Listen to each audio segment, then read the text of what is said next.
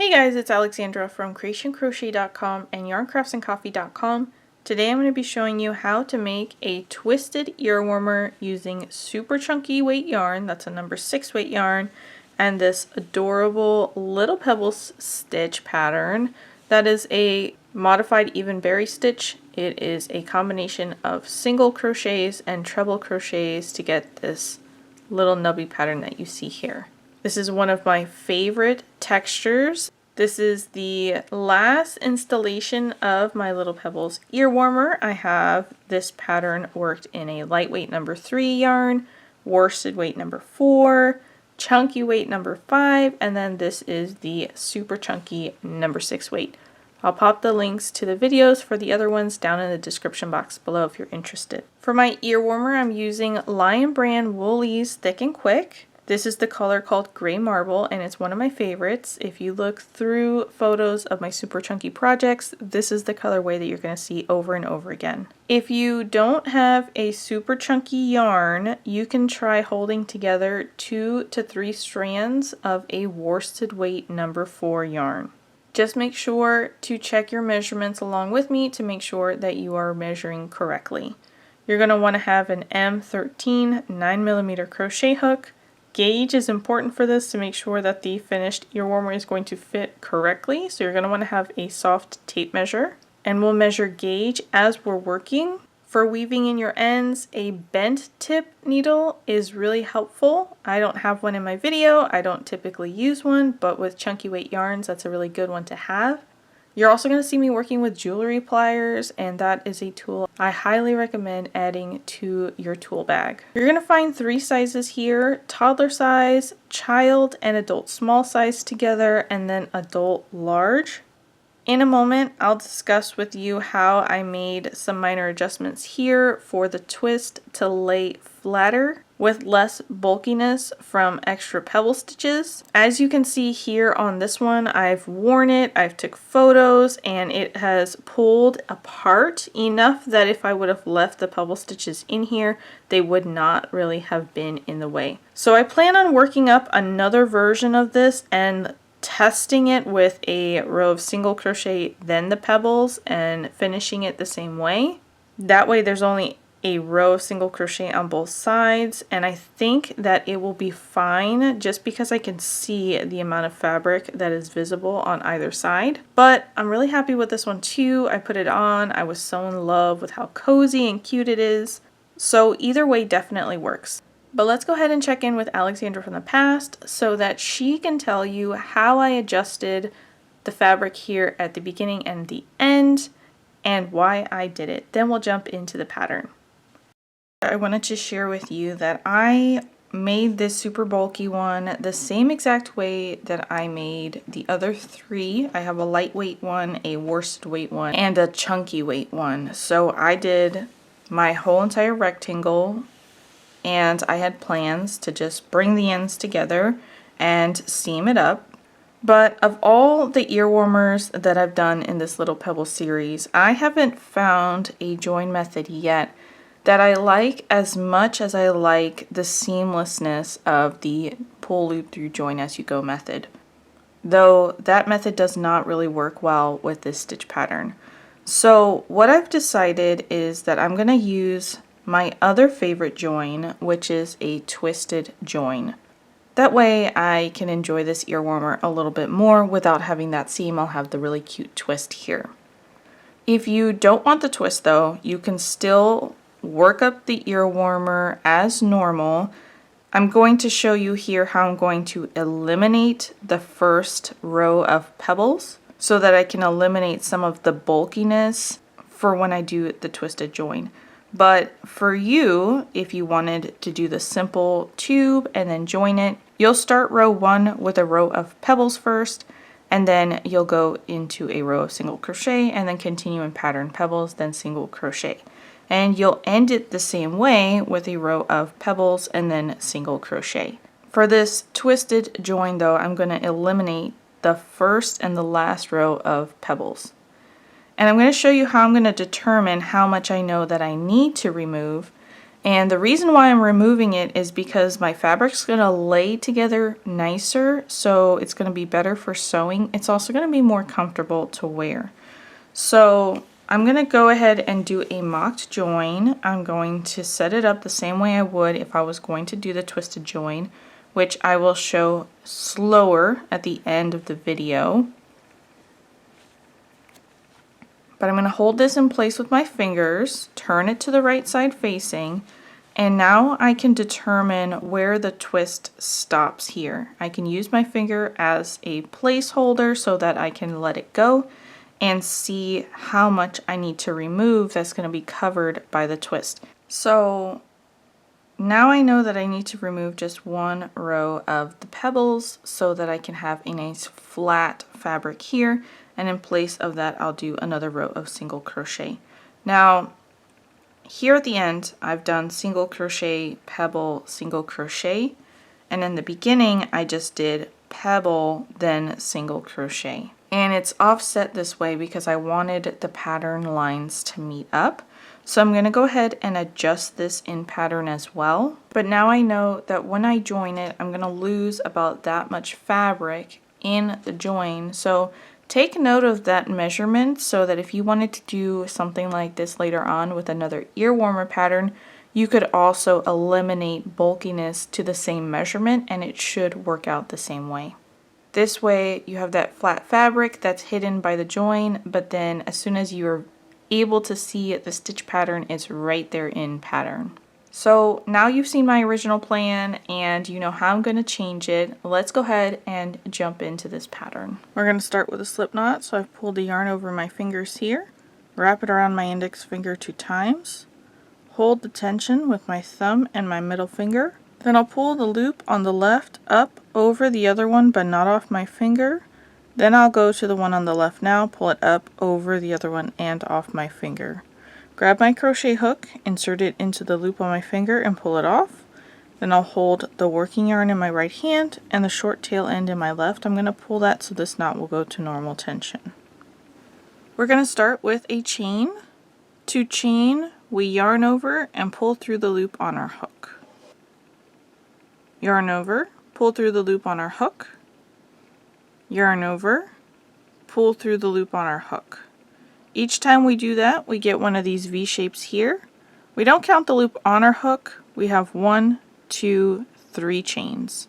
Now I'm going to put up a chart that's going to show how many chains you're going to want to have. Depending on the size that you're working, the number of stitches that you're going to have is going to be equal to 1 less than the number of chains that you have. So if you have a chain 12, you're going to have 11 stitches. If you decide to adjust this at all, you're going to want to make sure that you start with an even number of chains so that you get an odd number of stitches.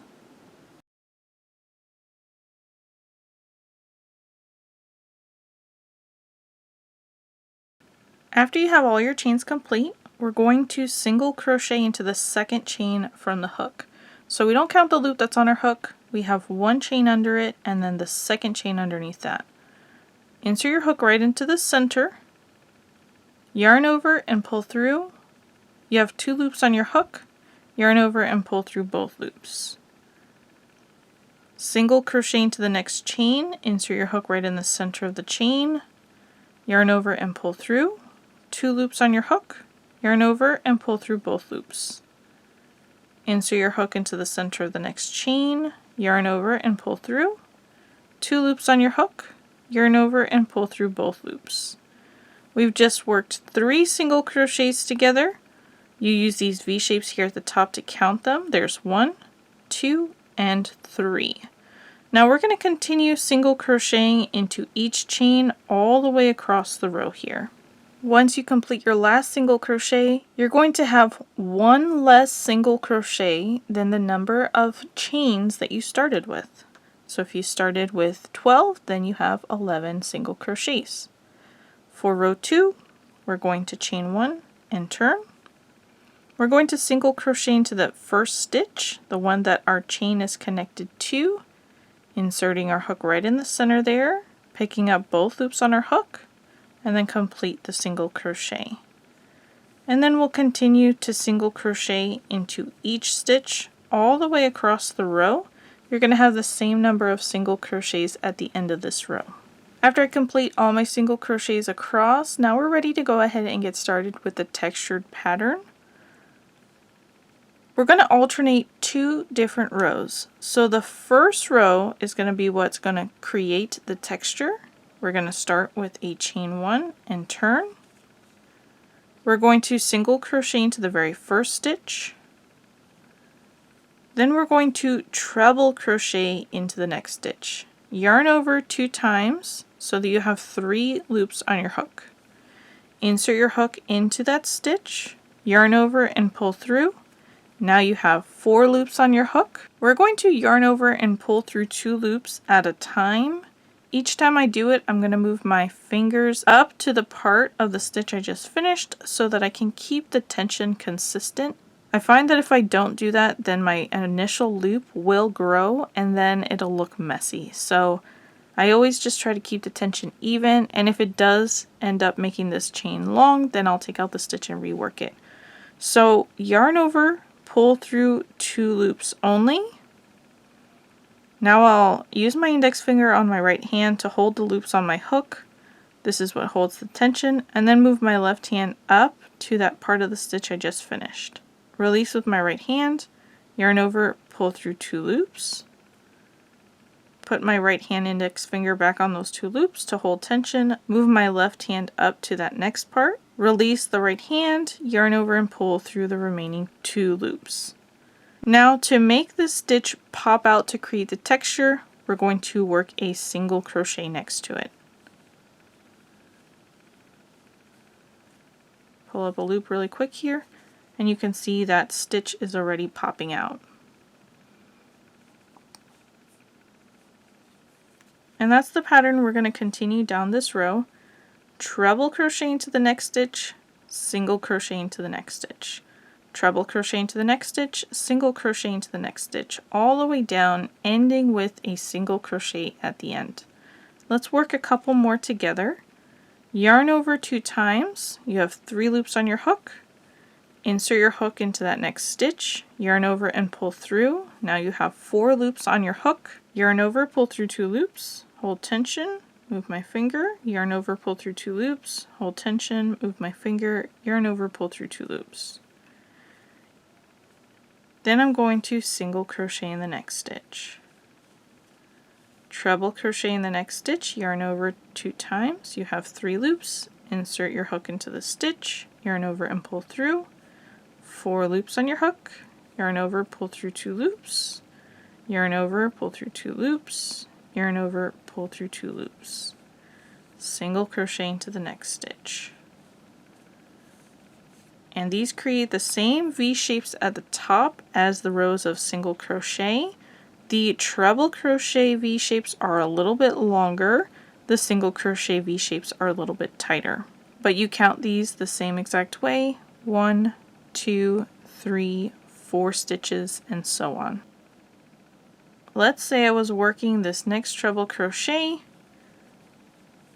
and I didn't like how long this loop had gotten. All I have to do is pull the loop of the stitch I'm currently working on off my hook, leave the initial loop on my hook, and pull the strand.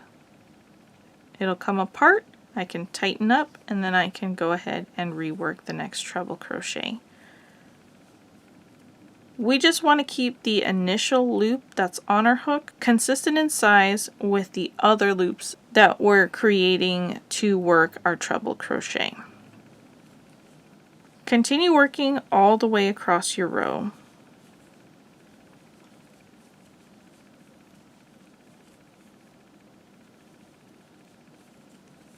At the end of the row, you're going to have the same number of stitches, and you're going to see that texture that's been formed all the way across. The side that the little pebbles are popping out on, that's going to be the right side of your fabric, or the front side. On the back, it's going to remain flat. So this is how we work the textured row. The row that follows this, that we're going to alternate between, is just a row of single crochet. So chain 1 and turn. single crochet into the very first stitch, then continue single crocheting into each stitch all the way across. The treble crochets are a little bit taller and the V shape rolls to the back. So you may need to just roll your fabric forward a little bit so that you can see the V shape. Insert your hook to pick up both loops from that V shape and complete your single crochet. The next stitch is a single crochet. It's really easy to see. And then the next stitch is a treble crochet. So just roll it forward a little bit so you can see where to insert your hook to pick up both loops of the V shape at the top. And then go ahead and continue single crocheting into each stitch across to the end. And that's going to be the 2 rows that we're going to repeat for the entire project. A textured row and a single crochet row. After you finish that single crochet row, you're going to chain 1 and you're going to turn and you're going to start your textured row again. Each time you're looking at the flat backside, you know that you're working a textured row. Single crochet into the first stitch, treble crochet into the next stitch, single crochet into the next stitch, treble crochet into the next stitch, all the way across, ending with a single crochet. Once you finish that last stitch, you're going to chain 1 and turn, and you're going to see the textured pattern looking at you. That's how you know that you're going to work just 1 row of single crochet here. I have 8 rows complete now. 2 rows of single crochet in the beginning, and then I worked the repeat 3 times. The easiest way to count this is going to be to look for the textured row. You know this is going to be row 3 from the beginning, and then you can count the next textured row above it, row 5. There is that single crochet row in between, but sometimes it's a little bit harder to see. So row 5 as the next textured row, and then the next textured row above that is row 7. Now I've worked 1 single crochet row above that, so I know that's row 8. 8 rows. I would continue counting the textured rows for the entire length of my project. After about 6 rows, you can lay this flat, measure from the edge of the left side all the way across to the edge of the right side, and that's going to be the finished height of your earworm. So if you'd like this band to be thinner, you would work less chains and stitches, and if you want it to be thicker, you would work more chains and stitches.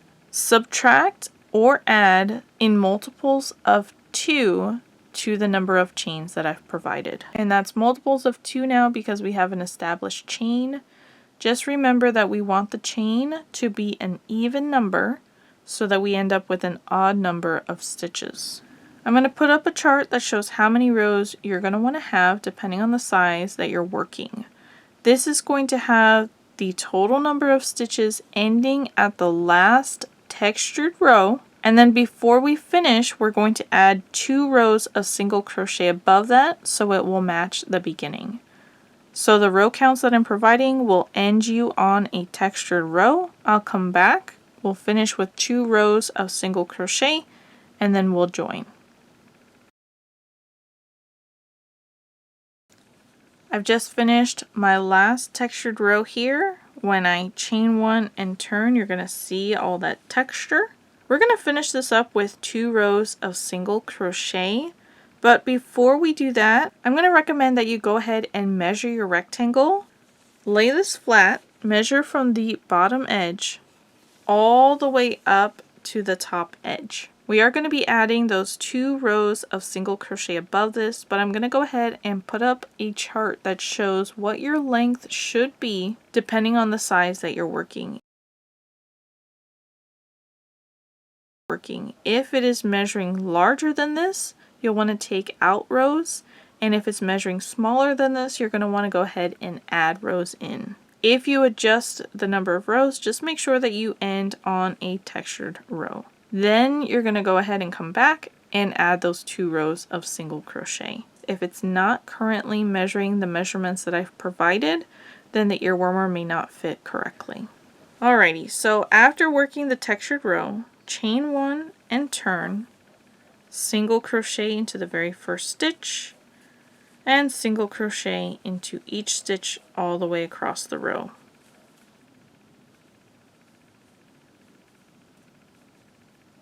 Now I've completed the end of my row. I'm going to go ahead and chain 1 and turn and single crochet into that first stitch and then into each stitch all the way across the row there.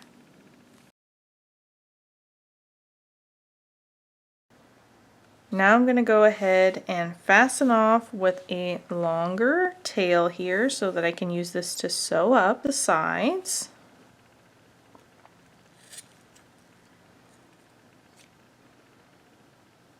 I'm going to come to this last loop here and I'm going to pull on it so that the tail end will come out. I'm going to get this threaded into my tapestry needle, and with Woolies Thick and Quick I find that this does work well in my tapestry needle. It has like 2 thinner strands of yarn wound together, and I think that's what makes it easier. I can flatten it out and then just feed it through. So I'm just going to make sure, you can see here that my ends are not even. You can either trim it or you can fold over that other end. I'm going to use a regular tapestry needle, but you can also use a bent tip tapestry needle, and that helps a lot when you're working with chunky yarns. I flatten it in between my fingers and then I can pop that into the eye of my needle.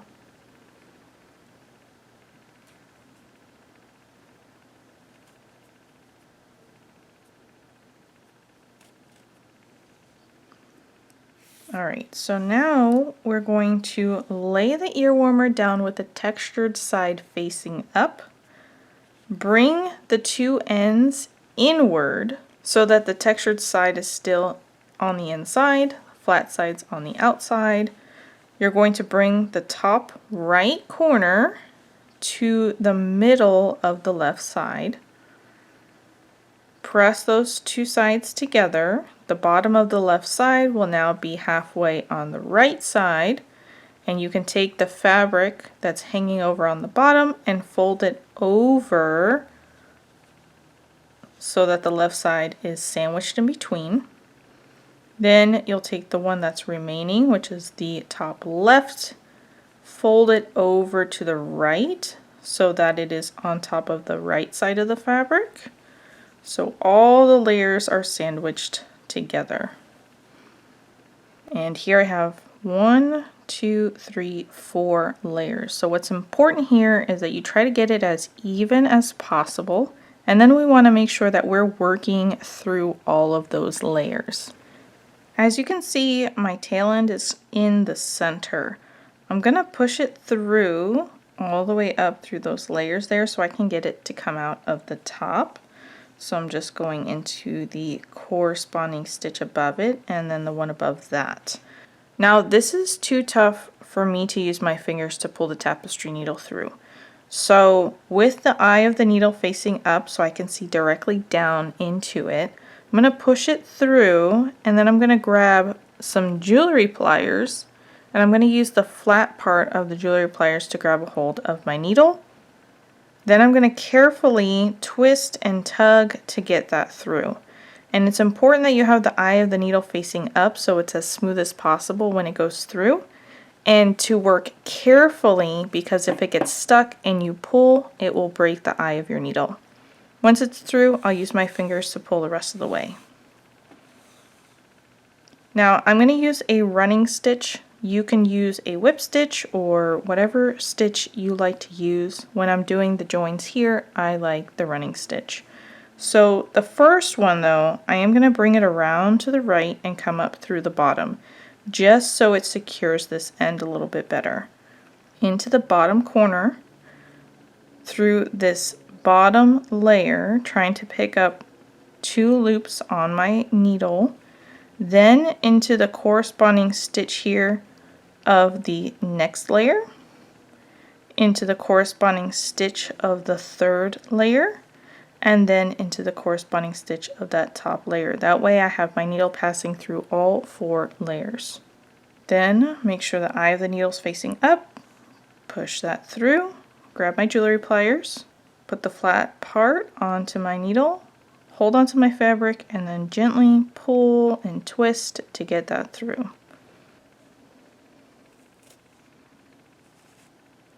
Once it's through, I'll use my fingers for the rest of it. Now I have to come in here and fix this because I did have to let go to get that through. Make sure everything's nice and even again. Then I'll start in pattern working from the top all the way down, then from the bottom all the way up, then from the top all the way down until I work all the way across. So I'm just going to go into the very next stitch here, grabbing that top stitch, working through both loops, then into the corresponding stitch of the next layer, the corresponding stitch of the third layer, and then the corresponding stitch of that last layer on the bottom.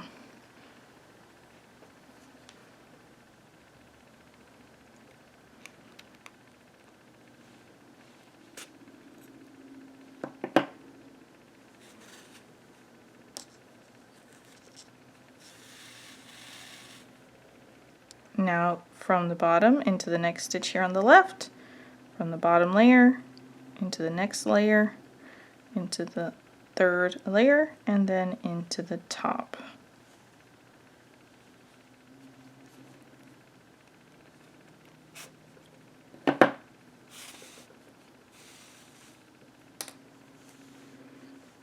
And I'm just going to continue working. I have one more stitch here to the left. Make sure I come in at an angle here so I can pick up the corner stitch of that second layer. I don't want to miss any parts of it. Then I'm going to go diagonally to the left to pick up the corner stitch there of the third layer and then the corresponding stitch of the bottom layer.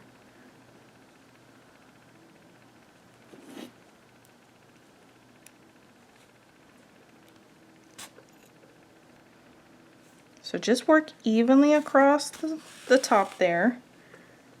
You can open it up to make sure, you can see here it's a little loose. If I tighten that, that is secured down.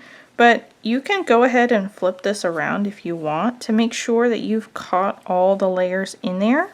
I'm going to secure this ending close. It's a little loose because it's not secured closed, but I did grab it there. Now I can weave in the end to secure it. I'm going to flip this around so I can continue to work in the same direction that my yarn is already going into. And I'm going to try to work as close to this edging here as possible, working vertically.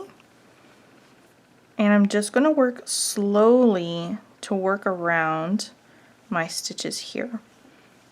When I'm weaving in my ends, instead of picking up the whole entire stitch on my needle, I like to break the stitch in half when I enter and exit so that it can help to capture my yarn better. I'm going to go into this nearby stitch here, breaking that in half, then go upward, working through a couple stitches, breaking my last stitch in half when I exit, and I do the same process. I have the needle faces up, push it through, hold onto the fabric in between my fingers, and then use my jewelry pliers to help.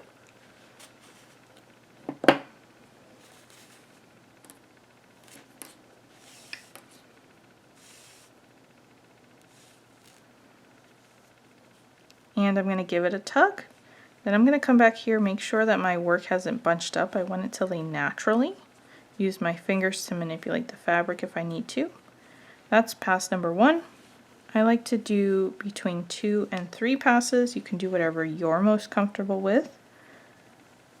Inserting my needle into a nearby stitch, breaking it in half, and then running back vertically through several of those same stitches I just finished working into.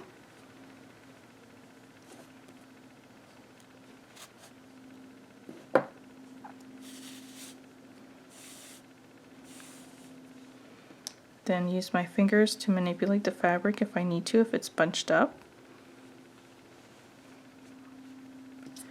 And then I'll rotate this again, insert into a nearby stitch, breaking it in half, and then back up through several of the same stitches. Breaking that last stitch in half. I like to hold onto the fabric in between my fingers as it helps to pull that through, but it also helps so that the fabric doesn't bunch up too much.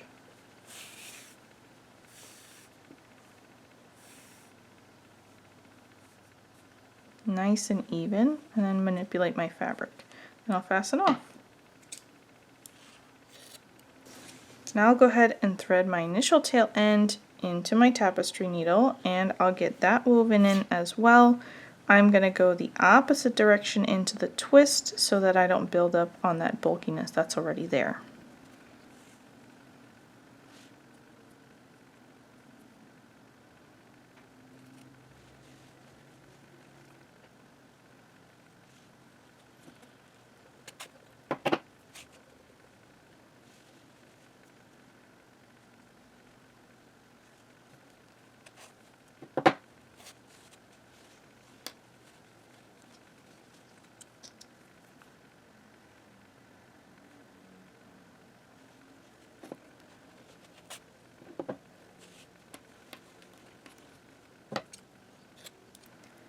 And now my ear warmer is ready to turn to the right side here and wear out.